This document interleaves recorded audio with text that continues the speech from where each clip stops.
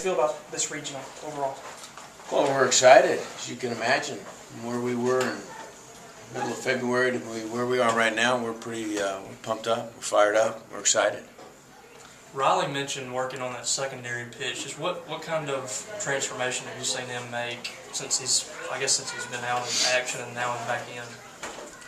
Well, when you're talking about Riley's secondary pitch, you're talking about the ability to control your body at leg lift so you can stay linear, so you can get extension. That's what that is. In terms of what it is, he's dealing with, we're working on a changeup and a slider. And with just a small, minor mechanical adjustment, holding onto his body a little bit later, he's able to get to the top and create what he's hoping to create. And so he's done a really good job. It's better, obviously. You guys have witnessed that. We got the ability to create a little bit of swing and miss with a secondary pitch that he didn't have it really at any point last year or even early this year. So pretty happy with his work ethic and development. How big of a deal is it to get him back and have him relatively fresh heading into the postseason? Well, it could be really beneficial, you know. Probably depends upon our ability to get a lead after 6 or 7 innings and put him in there and take advantage of that. But well, I'm really pleased to have him back, and I know the club is as well. I know it's a quirky thing, but you guys had a lot of success against the top 25 teams, according to the RPI, but then I think we're 500 against pretty much everybody else. What do you think the reasoning was there? Well, that's a good question. If I had an exact answer, we probably would have addressed it and fixed it early on. But I think some of that is midweek, and some of that is depth pitching-wise. Some of that is health. Some of that is the electricity of being at home and playing in front of our fans, the best fans in the country. Duty Noble is a great place to play, and our kids enjoy it, and we try to take full advantage of it. But you know, we're not the first team to have a season like that, you know, but we did, and I think the thing that you got to focus on rather than what you weren't able to do is what you were able to do. And we were able to step up against the best people in the country and play really well, really competitive, played with a lot of confidence, won close games. Really proud of our effort against those clubs. Connor went only 4 2/3, I think, his last start, but he looked a little bit better than he had previously. What do you think was the difference with him? Well, I think there's two things, I would say I was really pleased with the ability to go out and have rhythm in the delivery from the very beginning, and that's what you noticed. It looked cleaner. It was a much more balanced, consistent delivery, and Connor and I have talked about it extensively. And I was really pleased to see that. Now, in terms of the length of it, that was going to be a short outing anyway, just based upon short rest. And so I wasn't concerned about the 4 2/3 at all.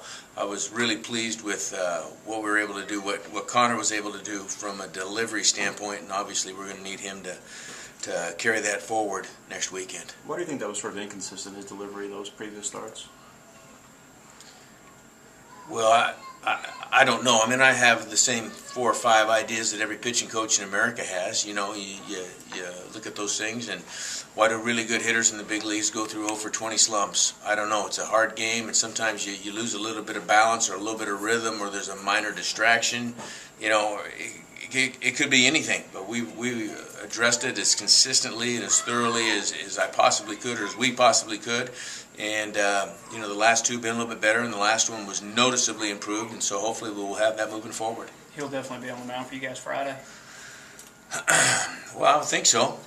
You know, and we'll see what happens in the next 2 or 3 days, but he'll have a practice side session tomorrow, and we'll see how he feels. But I would anticipate that Connor would be our guy on Friday. Yeah. How's the blister with Ethan? Will he be good to go for the weekend? I sure hope so. But he was fine on Saturday and Sunday, and no real issues at all, and told me he felt fine, looked good, and so hopefully that won't pop back up. You know, you can't predict those things as much as we'd like to. You know, they come and go, they have a life of their own, and right now I'm encouraged by where Ethan is. What's kind of been the approach over since you left Hoover till now, and then moving forward to the regional? What's kind of the practice schedule, that kind of stuff? In terms of what we did, right, we had 2 6-inning inter squads on Saturday and Sunday, and I would say that our kids were outstanding in their effort level and concentration. I was really pleased. The whole coaching staff was pleased. I think the kids were pleased with themselves in terms of this late in the year, when you don't play for another week, to go out and have really quality practice sometimes can be elusive. But our guys did a great job. I was really pleased. with it. We did a lot of good things. Today's an off day, and we'll get 2 more practices in before we jump in the bus or the plane or however we choose to travel. I'm not sure yet. Do you think Jordan Westbrook will be available this week? I don't know. He has not been full strength in practice yet, so I don't know. We'll know a whole lot more tomorrow.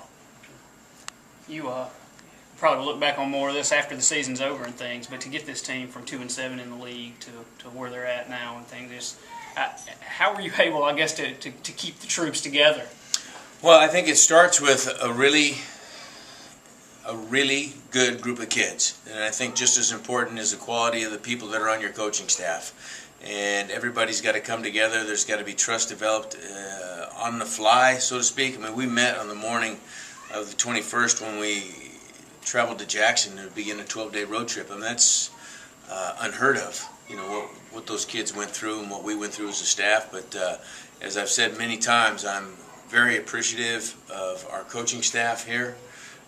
Jake Gautreaux, Mike Brown, AJ Gora, really impressive people, worked really hard.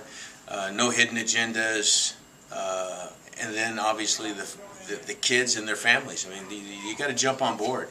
You know, there's no shortage of distraction there for in the short term. You may have noticed, but our kids did a great job. And a lot of respect for them, and appreciate them a great deal. And that's where it starts. And then along the way, you need to get some wins, and then you develop some belief.